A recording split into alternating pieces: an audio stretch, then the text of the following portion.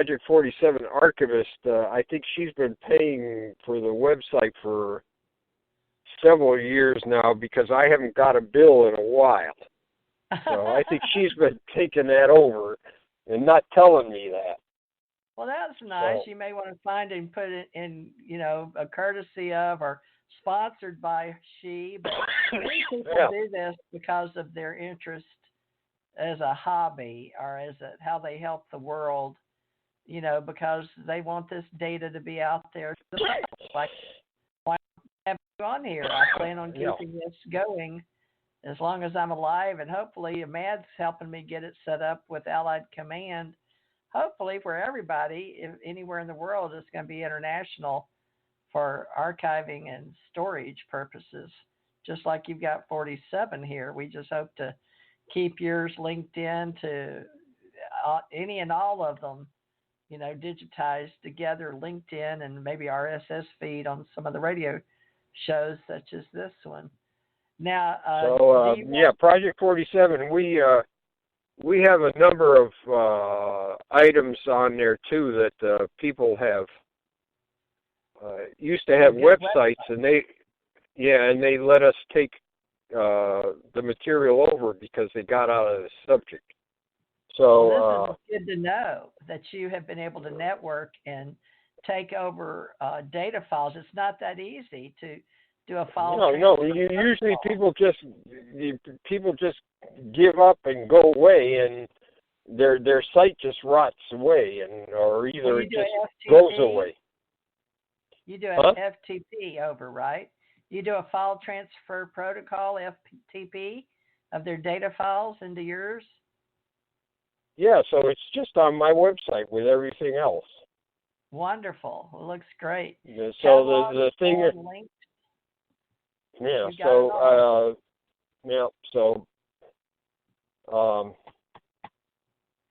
so there's a number of things that used to be on the web in other places, and I've taken over the website, the parts, not the whole thing. Joel Carpenter gave me permission to use his article on ghost rockets, which is very long, and his article on green fireballs, which is also very long. So I really don't have to write on those because he did all the work, and it was on his site, and he decided that he wasn't going to, have a public site anymore, and he said you could have these. Well, actually, I begged him for it, but he said you could have them. So, and now he's passed away. See, now he's passed away, but this goes on. And Project 47, we made arrangements. If I pass away, it'll go on. So wonderful. Now the Oz Files. Who was that? Who was the Oz Files with you? What's that? The Oz Files blog spot. That's yours? Oh, that's Bill Chalker. That's William Chalker. So he had a book called the Oz Files that did very well in Australia. It did pretty well in the United States, actually. So that's his. He, in the early days of getting government files out of Australia, he was a pioneer in this. So, wow. Do you stay in contact with him? Yes, he is. He is one of the co-authors of our book, the UFOs in Government. Great. Well, tell us the books you feel like we should get and put on our site with yours. Of course, your link and everything you're doing with all these wonderful people. But Mad, maybe you could get Jan to give us an idea or do an article on this Allied Command organization you're putting together every 2 months. He's done mostly science or space junk or something to do, but the UFO Association, we can do a file on you, Jan, and anybody else at your level of historical archiving, like the NICAP and then the Oz Files out of Australia, and then Dominique Weinstein in France, right? Is there anyone else Right. you'd like to mention, like in our who's who? Because we want to build a who's who in archiving. See, like, I usually try to give credit to some of the people that have sent me files that I'm digitizing now. But actually, I thought about it the other day.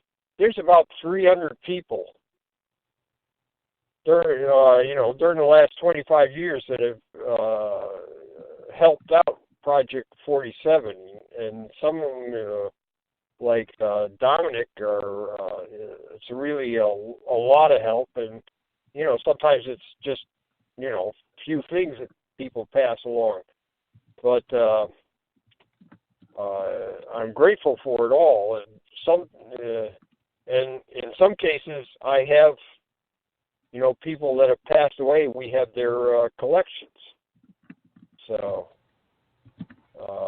it's really a large number of people that have helped out over the years. Well, we want to get a list of the old guys, so to speak, like Men in Black, but we have all the old guys in a who's who and how to recognize, who's who in the field as ufologists or researchers. Yeah, and a lot of them, they didn't want to be recognized at the time. Yeah, so it's changing now, though, because it's their legacy to leave these files, and they've collected them. It was like a clipping service or art form in the beginning, wasn't it? It's gotten to be more of a library. All those people are great debt because there wasn't an official way to do this. The government was unsure, and once they decided, that there's nothing they could do about them if they were coming and going, apparently, and they didn't seem to be hurting. So I don't know what is your suggestion, because we're just about out of time, but we'll have you back if you'd like to come back. And Mad's building an Allied Command organization with me for something that is going to be something new and better, and hopefully getting people like you out there to be more recognized with your colleagues that you've done archiving. And there's a reason, because we didn't have after Blue Book and the Air Force, and then whomever after that, CUFOS, NICAP, then CUFOS, and Project 9047. I don't know if is Bigelow still interested in helping obtain data, or who's out there besides you and Church? Well, there's MUFON is still operating, and they're the main ones that are collecting data right now. There's the National UFO Reporting Center. George Filer. No, Peter Davenport, National UFO Reporting Center. Oh, okay, Peter. And he has an 800. He has an 800 number, or you can do it online. So he has a huge reservoir of reports that he's put together. So we'll have to link his number and all of that for sure to try to do a good job of keeping at least some basic data. Yeah, you should put Peter Davenport on there for sure, so people can report UFO cases, and they can be anonymous if they want to. So, although it carries more weight if you have a name. If you have a name with it, it carries more weight. Anonymous doesn't work too well. Yeah, a person that's the witness, and to explain everything about it. All right. Well, we've got a lot of information we need to distribute, but we pull it together, make it a little easier for everybody. And you've been doing that for a long time, and that's what you're known for. So, not everybody I guess, was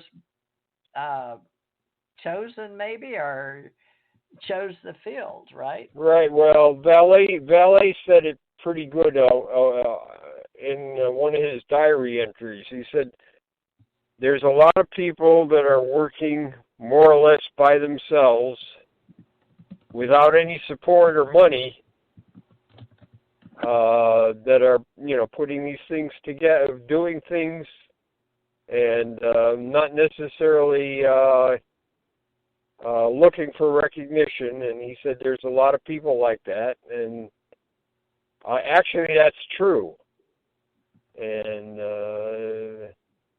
so you just have to decide what's important. It would be good if there was still a NICAP organization around. That's what I think. Right. Well, all I can do is the PR part of it, and then offer, what I do as a collector, I guess, a webmaster, and put together a place to hopefully exchange information. That's all we can do. We give it out, and I think it's good educational entertainment. Ahmad, we've only got a few minutes here. You've been very quiet, but I know when we archive, we don't really participate that much, do we, Ahmad? But Ahmad, you want to tell Jan anything? Feel bad. No, he's doing good. Ahmad's been doing this for years, Jan. He's probably sitting there working on a book or artwork. He's an artist and an author, but he's very interested in ufology and people in the business. He's never had a sighting, right, Ahmad? But you don't disbelieve, right? I've seen a light in the sky in the 70s when I was in the military, but other than that, no, I don't know what it was. Yeah. Oh, that's right. Yeah, me too. I've never seen anything that's real significant. Me too. Well, I haven't seen much that's significant. I don't know that anybody seriously out there with MUFON ever took a real report. Big God, that photo my daughter took here in Gulf Breeze in 2008 could have been anything, but I don't think he had the information or the money or the people. They'd had to take her cell phone, I guess. I don't know how you do that, but it was pretty good to me. It looked like ones I'd seen. So, and I know her; she's not into it at all, but she took it and sent it to me. So I sent it to him, and I put it on a book. But you folks, it's just whatever you're called to do. Why is anybody interested in UFOs? I guess to me it's very intriguing and fascinating, but more so the people that are involved as ufologists, researchers, archivists, authors, historians. So please join us if you're interested, and we'll do our weekly show. Jan Aldrich is a well-known ufologist in the business. I guess anybody that's anybody knows the word Jan is very big in this. Jan Aldrich, Jan Maccabee, Jan Harzan, Jan Thurman, that's me. ACIR. But it's just Janet Airlines. It may or may not be a coincidence. And anyway, Jan, I'd love to have you back. I'm sure we've got lots and lots and lots of data to put together a thread of information if you'd like to help. So get all that data to secure, and let's keep doing a live stream of information if you'd like, whatever, if you feel like talking. Sure, that'd be fine. All right. Well, Ahmad, any last words for Jan, or you want to do this again and do more history? Just let everybody know that the ACO magazine for September and October is out and up for sale on Amazon.